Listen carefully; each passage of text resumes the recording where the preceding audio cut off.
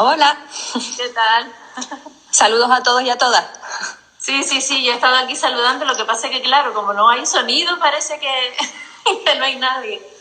Me he puesto yo los cascos para evitar que haya eco, que alguien diga por ahí si esto hay eco, no hay eco, si se nos escucha bien. Yo por lo pronto a ti sí te oigo bien. Y a ti también, perfecto. Va. Equipo canario nos decía por ahí. ¿Sí? ¿Ah, sí? Sí. Además, Sí. 1 hora menos. Sí, y de las dos islas grandes.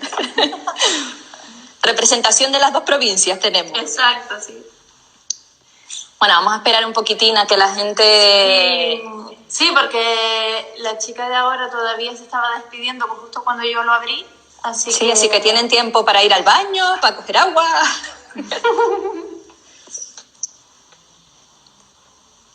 ¿Te presentaste? No, porque a mí esas cosas se me dan tan mal. Yo prefiero que me presentes tú. Bueno, te presento yo, Davinia González Santana, que antes me sorprendí que yo no sabía que tu primer apellido era González, Sí. que es mi segundo apellido. Y da clases en... ¿Cómo se llama el instituto? El IES Arguineguín. Vale, en Arguineguín, en el IES Arguineguín, ¿niveles? Yo le doy a primero y a segundo de la ESO a todos los niveles. O sea, a todos los niveles, no, a todos los cursos de primero y segundo de la ESO. Alguien dice por ahí que si yo no era a las 6. Sí, solo estoy aquí para preguntarle cosas a Davinia. Soy un eco de preguntas, así que si le quieren ir haciendo preguntas, yo se las transmito. Hola, Democrisi. Bueno, yo creo que ya podemos ir empezando.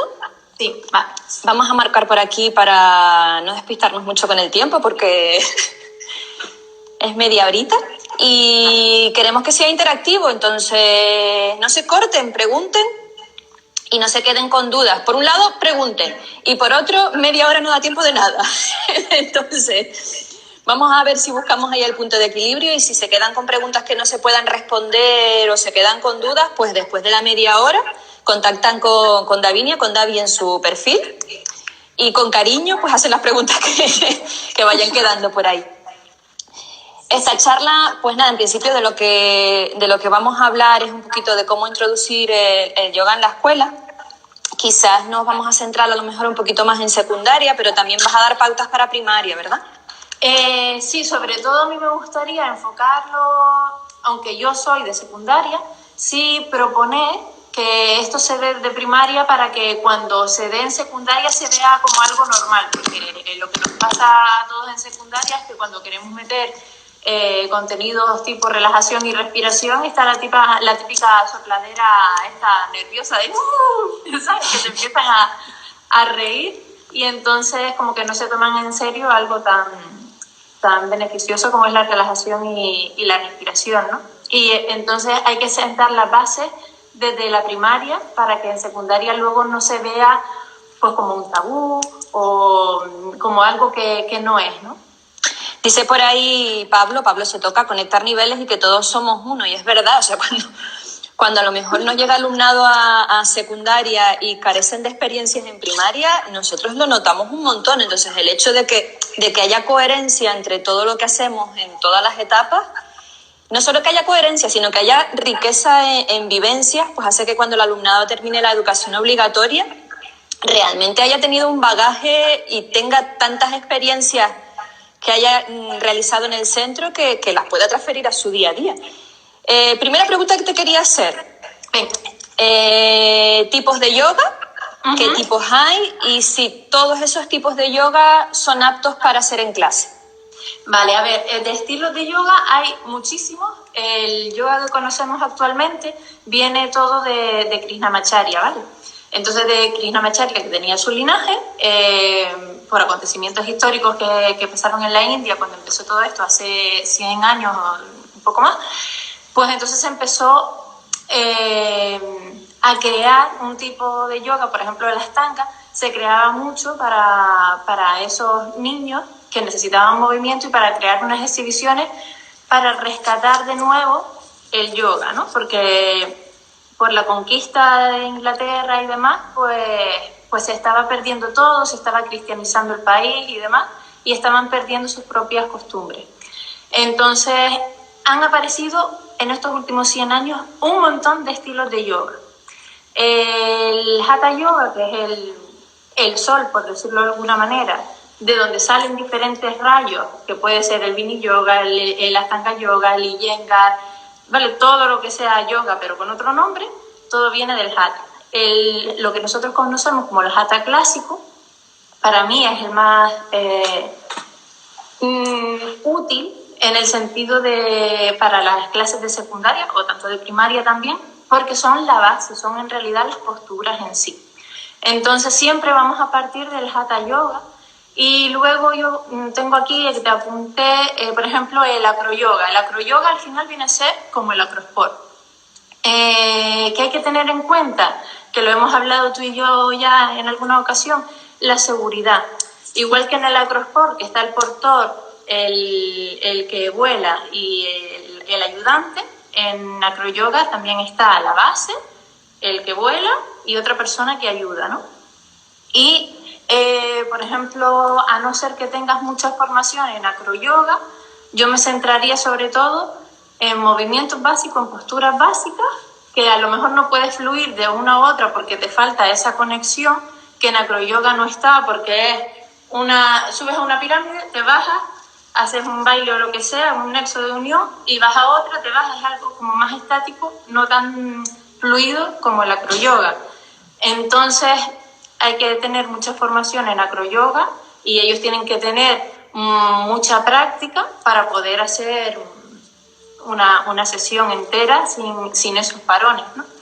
Y luego, por ejemplo, lo que te decía antes, el Ashtanga Vinyasa, que es un yoga más fluido, primero que necesitas saber las posturas por separado para luego encadenarlas.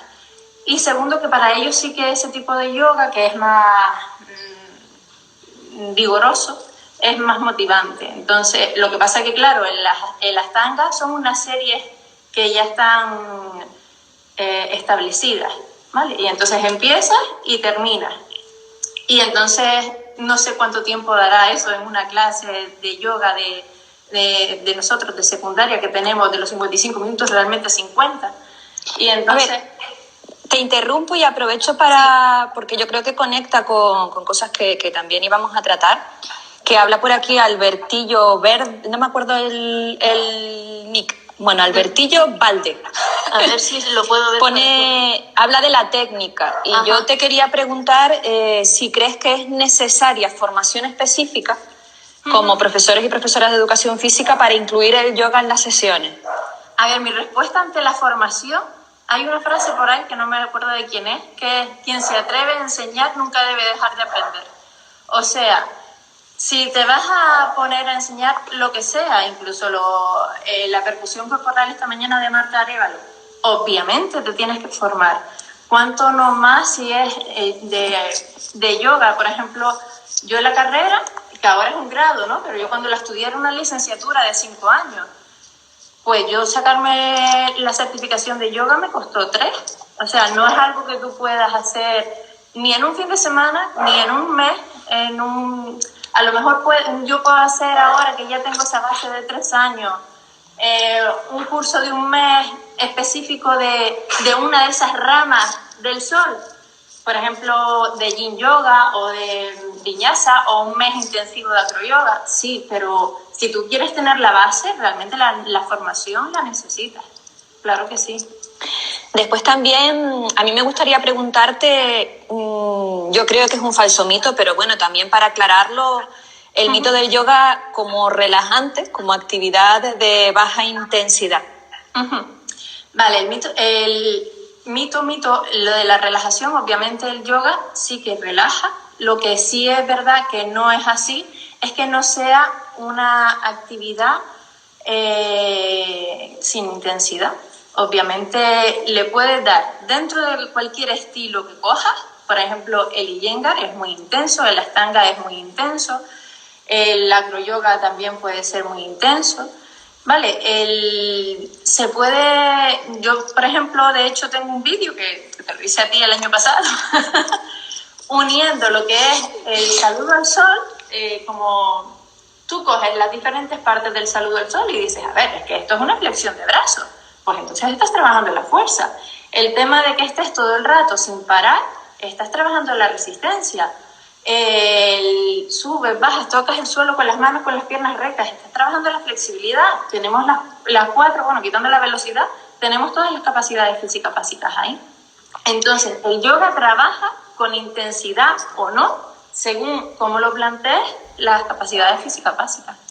Mira, pregunta por aquí Yomix. ¿Tienen unos nick? Pongan el nombre para la pregunta.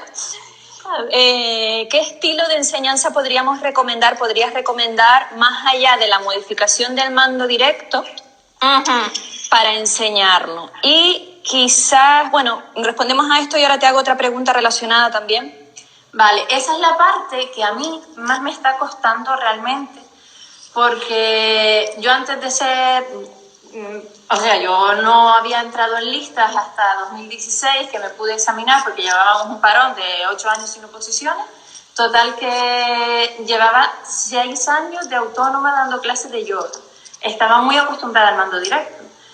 Cuando tú quieres pasar eso a la escuela y no quieres hacer un mando directo, choca un poco, ¿no? Porque choca, primero lo que dije antes, que ellos no están acostumbrados al yoga, se ve como algo del otro mundo, muy esotérico y muy demás, y entonces es difícil implementarlo, y luego encima, cuando vienes de ese mundo de que el yoga siempre es mando directo, pues cuesta.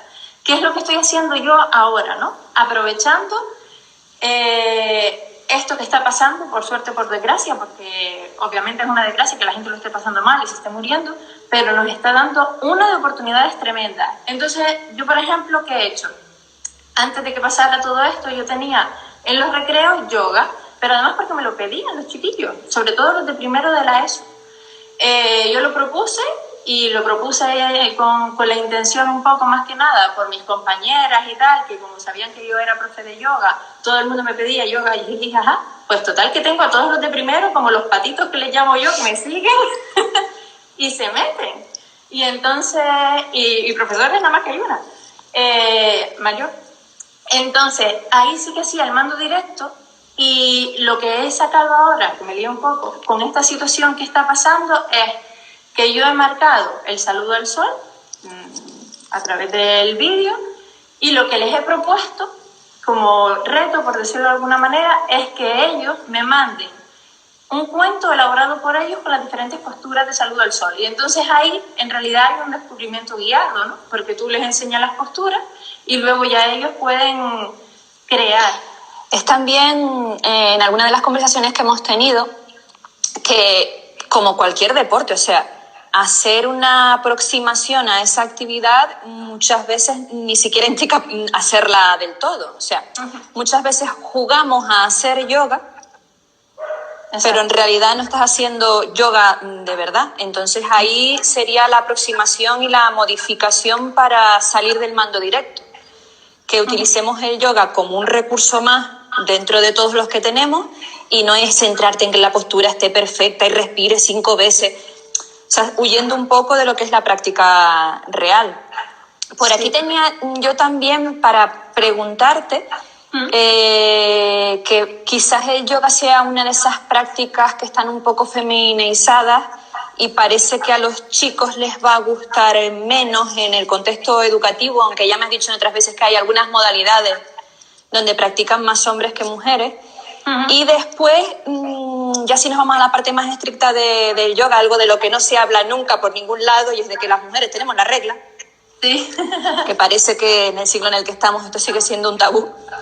Yo, por ejemplo, te comentaba que en mis clases de yoga, pues mi profesora me dice pues que no haga inversiones, que esa parte más espiritual. Pues, ¿qué experiencia tienes tú en clase en relación a género y yoga y en relación a aspectos tan cotidianos como la regla? Pues mira, a ver, yo cuando hice la formación siempre se nos decía, pues si tienes la regla no pases nunca a la fase 2, que es o de flexión profunda o de extensión profunda o de torsión profunda. Vale, nunca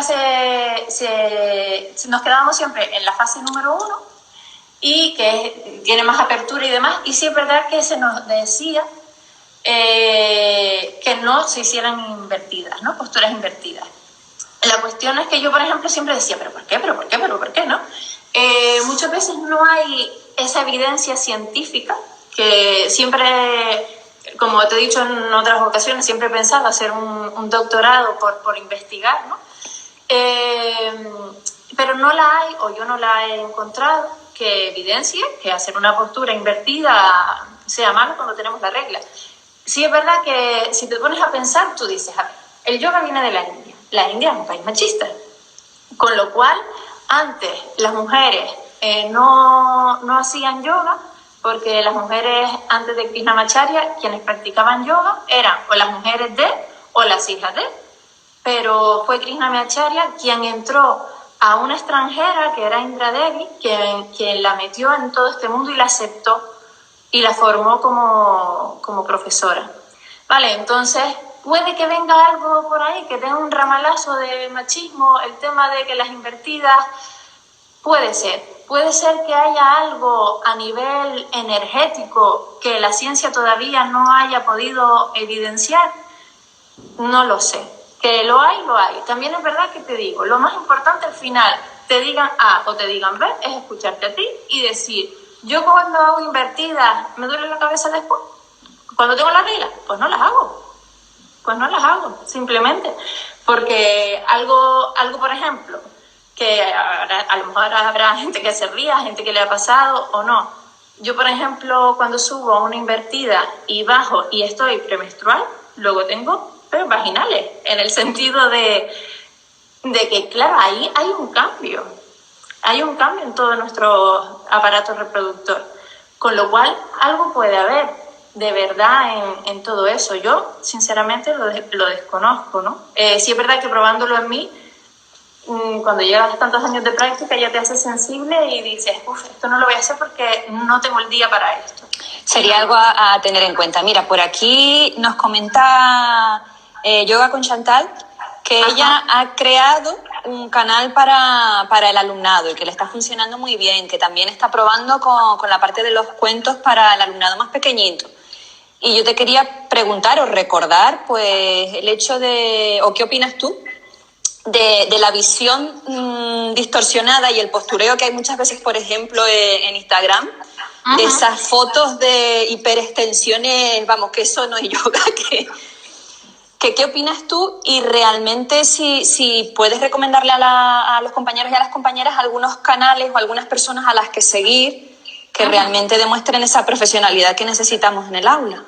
Vale, a ver, por una parte decir que a veces menos es más, ¿vale?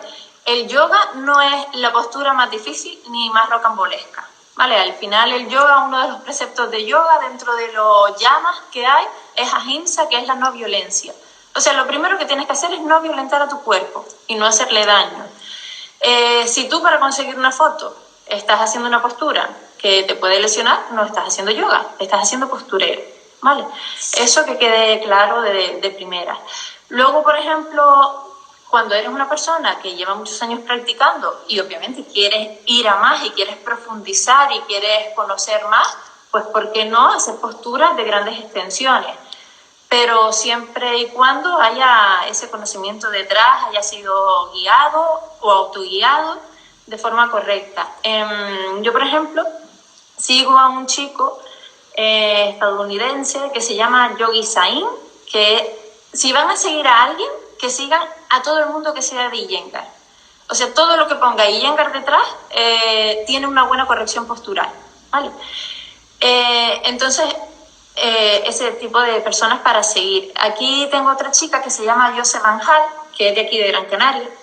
Bueno, ella es de Lanzarote, pero vive aquí en Gran Canaria. Chantal, que tiene la escuela _Yogaya, que fue con la que yo me formé. Además que en el caso de que se quieran formar, tienen la formación aquí. Silvia Jaén Yoga, que es una chica de Madrid. Eva.klimber.yoga.art.estudio es otra profesora de Madrid. ¿Quién más tengo por aquí? Perry Huerco, que es una profesora del primer influencer que les nombré antes, que es Yogi Sain. Comenta por aquí, Celia, que si podrías escribir, a lo mejor lo puedes compartir en un post de tu Instagram. Sí, los perfiles de esas personas. en el directo mío, en el directo no, en las historias, si quiero los escribo todos. Vale. Y luego me dijiste algo sobre los prejuicios. ¿Te referías Sí, nos quedamos, yo sé que querías hacer un poco de práctica, yo creo que ahora hay que decidir, o la gente que nos está viendo, si quieren que hablemos un poquito más o que hagas una demostración de saludo al sol, porque la verdad es que las preguntas que me quedaban por hacerles son bastante interesantes, como por ejemplo... Yo propongo que si quieres sigamos con las preguntas y ya yo luego subo el saludo al sol en otro directo, por si alguien tiene alguna pregunta en ese momento. Porque de hecho nos queda, nada, 10 minutitos. Vale, pues aquí hay algo que a nadie le preocupa y que de todos pasamos y que siempre sabemos todos cómo hacer perfectamente, y es cómo relacionamos esto con la parte curricular, que es esto tan sencillo. Sí, la práctica también, me dicen por ahí. Pero bueno, ¿qué demostrar? Ponen por ahí también práctica. Yo después hago otro directo y si no, sí, lo que me digan ustedes, o lo hago hoy cuando acabe todo, o hago un vídeo en mi canal y lo suben, aunque tengo un montón de vídeos hechos en mi canal, ¿vale? Pero bueno, yo quiero preguntar, sí, ¿qué relación hay, algunos ejemplos de relaciones de esto? Porque claro, no es hacer por hacer, sino claro, hacer por algo y para algo. Entonces, ¿qué relación podría tener estas prácticas con los criterios de evaluación, por ejemplo? Vale, yo voy a hablar de nuestro currículum, que es el canario, pero que todo el mundo sepa que el canario sale del currículum básico, que es el Real Decreto 1105/2014, ¿no? Entonces, por una parte tenemos en nuestro criterio número 1 toda la parte de la higiene. Dentro de los preceptos del yoga, que son 10, también está el de Saucha, que habla de la limpieza. Esto se puede entender de muchas maneras, o de la limpieza física, o de la limpieza de pensamientos, o de la limpieza de cómo te diriges a los demás y que sea un lenguaje bonito. Hace ahí, María José, un comentario que es la parte metafísica de las corrientes que inspiran a la expresión corporal. Es que el yoga lo tiene todo, porque todo. Si en la educación física hablamos de la parte más física, la parte mental, la parte social, o sea, ya el yoga tiene incorporada esa parte de autoconocimiento mental, que hay otras prácticas que las tienes tú que buscar o tienes que concienciar, y aquí esa parte mental y de introspección ya la traería a la propia práctica. Sí. Toda esta parte de los preceptos del yoga a mí me parecen súper básicos, ¿vale? Porque si quitamos esto es como cuando a nosotros nos dicen, estás haciendo gimnasia y te pones así, ¿qué es educación física? Pues entonces si tú le quitas el alma al yoga, también es como pobre, se queda pobre, lo reduces, ¿no? Pero bueno, lo que te estaba diciendo, toda esa higiene de lo que ves en la tele, de lo que escuchas, de la música que oyes. Yo, por ejemplo, a mi alumnado le prohíbo poner reggaetón en mi clase. En su casa, que es algo que los padres le dejen, pero en mi clase no ponen reggaetón. Entonces, pues es toda esa higiene que viene luego la postura corporal, el fortalecimiento de la musculatura de sostén, la adquisición y toma de conciencia de las posturas corporales, el uso de técnicas de respiración y relajación, ¿vale? Que lo que dije antes, que por favor, desde primaria, promuevan este tipo de contenidos, ¿vale?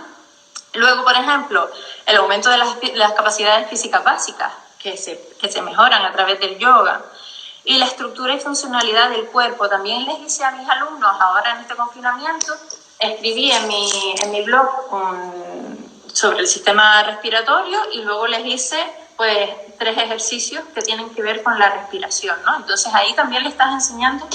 Pregunta por aquí omef.educa que si trabajas el sentimiento como sesión de sensibilización, que es un contenido de expresión corporal. Y yo te quería preguntar o reflexionar un poco entre todos. Yo no sé si a ustedes les pasa, pero a mí se me ha pasado. Que qué podemos hacer cuando utilizamos este tipo de prácticas más espirituales, entre comillas, con los prejuicios religiosos que pueden tener más las familias que los niños y las niñas. Y cómo solventas esa parte de que llegue alguien y te diga que estás adoctrinando porque pones las manos así.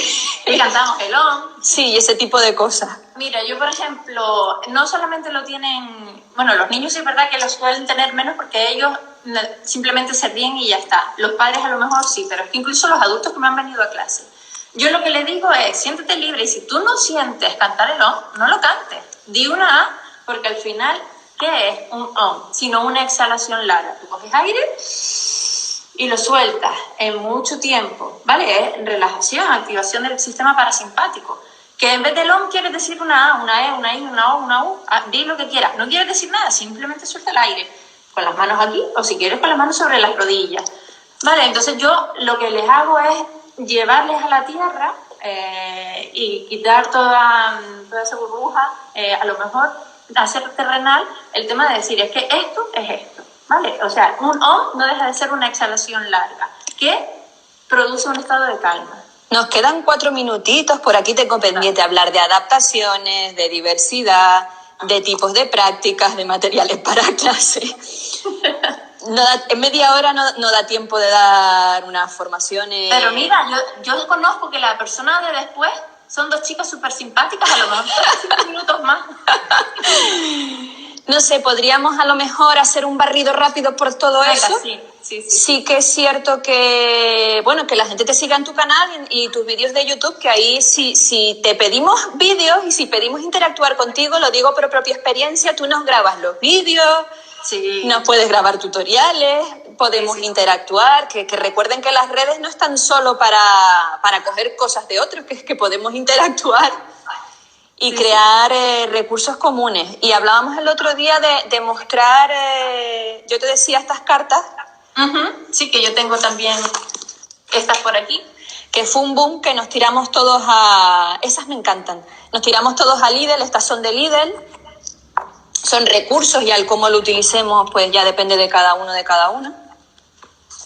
También hay muchos juegos ya, algunos juegos de mesa para trabajar. Por ahí están pidiendo más directos. Algunos juegos de mesa para trabajar contenidos de yoga en el aula. Yo tengo algunos recursos de los que he creado yo, como este dado, estas cartas, que lo que decíamos antes, que las utilizamos para jugar, pero en realidad jugamos a hacer yoga, pero no estaríamos haciendo yoga de verdad. Y este dado que está por aquí, que este es de Amazon, que está muy chulo, serían algunos de un bingo con posturas de yoga, cuentan por ahí, qué idea más chula. Al final es sembrar semillas, lo que tú estabas diciendo, esto no deja de ser jugar a yoga y luego ya ellos van creando, tienen una curiosidad y van profundizando en ella. La semilla germinará en quien tenga que germinar, ¿vale? Simplemente es sembrar, sembrar, sembrar y intentar regar y que aquello florezca de alguna manera, ¿no? Pero bueno, por ejemplo, antes que nombrabas lo de la diversidad, me parece un contenido el yoga tremendamente bueno porque al ser una de las pocas prácticas, bueno, expresión corporal tampoco compite, en las que no hay competición, si quitamos todo lo que es deporte, pues siempre está la competición en todo, incluso no voy a decir lo que te nombré antes porque no toca ahora, ¿no? Pero parece que siempre hay ese estado de competitividad. Entonces el yoga al final se adapta y quien no llega al suelo llega al tobillo y quien no llega a la rodilla y quien no, pues lo hace como pueda y siempre va a dar su 100% porque están esos preceptos de no violentar tu cuerpo, de no mentir. Entonces si tú estás mintiendo y quieres llegar aquí abajo haciéndote daño, pues estás mintiendo. Entonces todos esos preceptos hay que llevarlos desde la base a la práctica, ¿no? Desde esa ética y llevarla al aula. Eso, son muchas cosas que no se pueden contar en media hora.